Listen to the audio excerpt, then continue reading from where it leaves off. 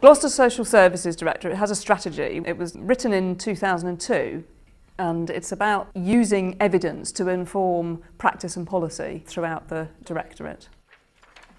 And it has 6 key areas and an action plan, and part of the action plan was actually my post of Evidence-Based Practice Coordinator to drive forward the strategy over the next few years. Okay, if we just go through I support last month's minutes. Practitioners and policymakers, I suppose, and managers in finding evidence that they need or that they want or that they hope to be able to find to inform their work, whether it be with individual children and families or whether it's around a particular issue that they want to inform themselves better of as these things arise in their work, or whether when we're talking about policies, so we're developing policies which are the standards that staff will be working to and the standards that users can expect to receive from the Directorate. And so that needs to be grounded in evidence of what works. And so I try and help to find some of that so that we can ensure that they are well informed. The research and policy updates from Research in Practice are very helpful because they highlight new reports that have come out or make links with older reports, and they're always very useful and easy to access, so I make sure that everybody has access to them. The role also involves facilitating people finding their own information, so I've done training and helping people to use the internet for searching, and also helping to establish the links with the university here, which is obviously going to be a good resource for people directly without having to come through or without needing to come through me.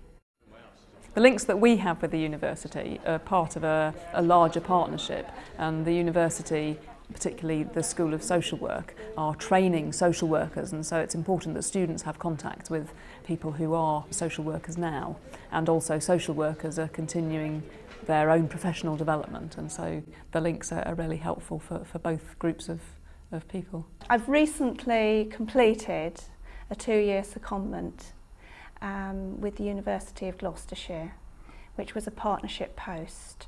I've now come back into my substantive post, which is Child Protection Coordinator in the Child Protection Unit. But I retain links with the university, and some of the work that I have been doing with regard to evidence-based practice and the research I'm doing as part of my master's degree, I'm continuing with.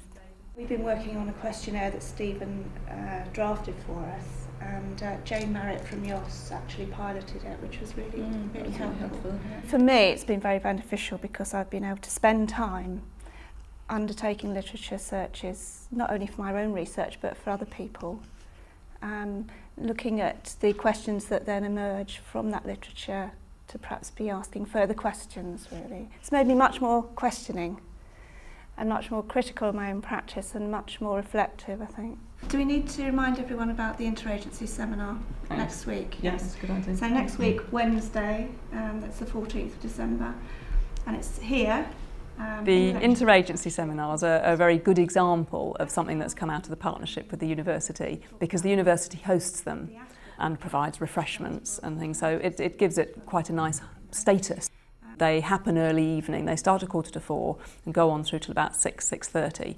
And the aim is that a lot of different professionals from different agencies or carers, anybody that's interested in the particular topic we're looking at, will be able to come along and not only discuss with each other but also be able to spend some time networking. And it's very interesting how you see one topic, how it's seen differently and approached differently from different professionals that might be involved. And she's going to be using some video material showing a family that have used the service, plus some research findings about the effectiveness of the project.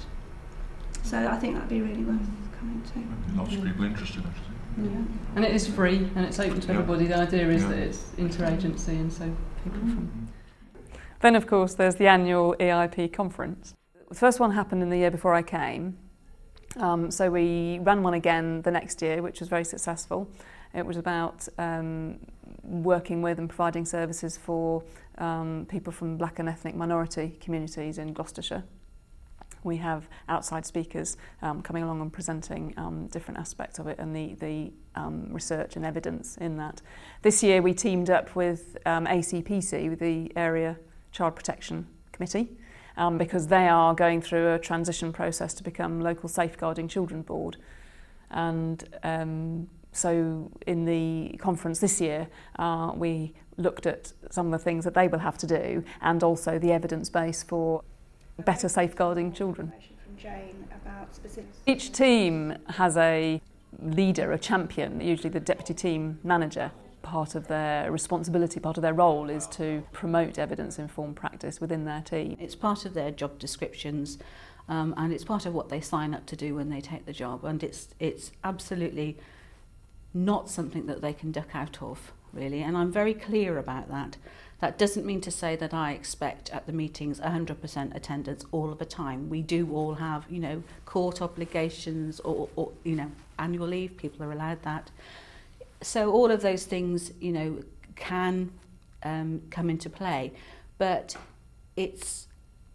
they are the conduit for evidence-informed practice in the team, as B is in the department, really. I would say within our team in the last few years in this county, since there's been this focus on evidence-informed practice, and I actually became a deputy at the time that was part of the role that was introduced as part of the role of a deputy, and I thought that sounded actually quite interesting.